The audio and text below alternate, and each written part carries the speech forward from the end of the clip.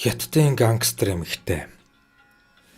Гэмт хэрэгтэн гэмт бүлгмийн талаар ярих үед хүн бүрийн төсөөлд хамгийн түрүүнд ширүүн харцтай балмад хэрцгий ааштай эрэгтэйчүүд буудаг.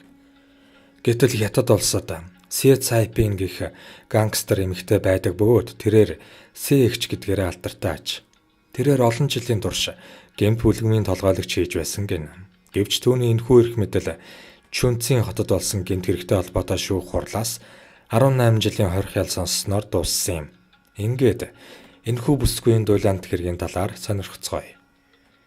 Сэ Цайпин 1963 онд Чүнцийн мужийн Банан дүүрэгт төржээ. Өмнө нь тэрээр татварын хэлцэд ажилладаг байсан боловч хэсэг хугацааны дараа мөрөөдө тоглоом сонирхож шөнийн 2 цаг хүртэл өдөр бүр гадаа хөзөр тоглох болсон гин.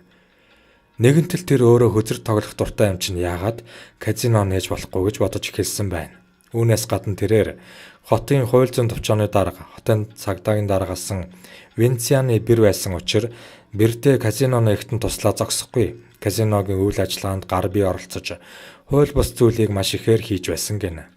Өөрийн хууль бус үйл ажиллагааныхаа анхны ашгийг олсон бүсгүй сарын цалингаас 10 дахин их орлого олж байгаагаа мэдсэн учраас үндсэн ажлаасаа гарч казиногийн үйл ажиллагаанд илүү их анхаарал хандуулах болжээ. Сэ олон жилийн туршид татварын байгууллагад ажилласан учраас санхүүгийн тал дээр төдийгүй замд нь саад болсон хэнийг нэг хэрхэн чимээгүй болгох дуршлагатай нэгэн байсан аж. Хууль бусаар казино ажиллуулж байгаа гэдгээ мэдэгдэхгүй тулд мөн үйлчлүүлэгчдийнхээ аюулгүй байдалд анхаарал хандуулж хэд хэдэн дүрмийг гаргасан байна. Үүнд эхний ээлжинд казиногийн гишүүн болохыг хүссэн хүмүүс өөрийн хувийн мэдээллийг шалгуулах хэрэгтэй. Харин дараа нь нэг удаагийн гишүүнчлийн төлбөр болох 20 мянган юань төлөх шаардлагатай. 3 дугаарт шинэ элсэгч тухайн казиногийн байнгын үйлчлүүлэгчдээс хамгийн багадаа заавал нэг хүн таних ёстой байжээ. Эсвэл түүнийг казиногоор үйлчлүүлэхийг хориглоно.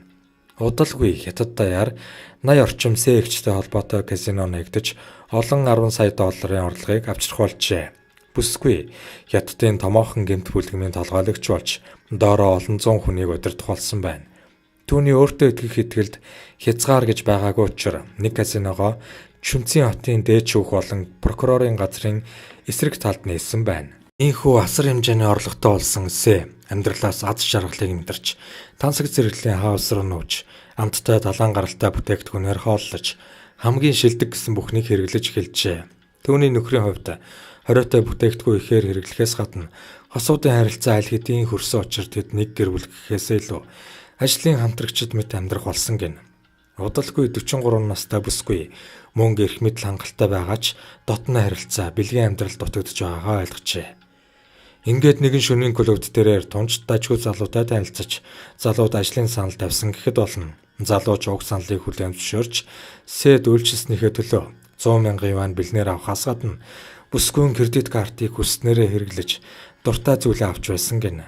Гэвч залуусыг өөрийнхөө хажууд байлгахын тулд их хэмжээний мөнгө зарцуулахаас залхсан бүсгүй өөрчлөлгөөр шийдсэн байна. Тэрээр өөрийн гэмт бүлгмийн гишүүдэд хандаж өөрт нь таалагдсан хэд хэдэн залуусыг хулгайлахыг үүрэгдсэн аж. Үүний үр дүнд тэрээр гэртээ 16 залуутай амьдрах болсон бөгөөд залуус ээлжээрээ заримдаа бүгд нийлж хатагтайхаа хэрэгцээг хангах ёстой байсан гэнэ.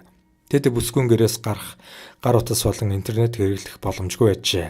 Тэдэнд олгосон цор ганц боломж нь гэр бүлийнхэнтэйгээ холбогдож цалин өндөртэй ажил хийх болсон талаараа дуулгаж сар бүр цалингаа явуулах байсан гэнэ. Хэдийгээр тэд хангалттай хэмжээний цалин авч байсан ч тэд яг л боол мэт амьдарч байсан гэхэд буруутахгүй.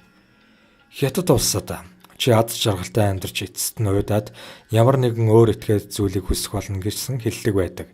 Сэ Цайпин яг л энэхүү хэллэгийн дагуу амьдарч өөрийн орлого эмх замбраагүй амьдралдаа хит бардам байсан учраас бусдын анхаарлыг татаж эцэст нь ийхүү баригдсан байна.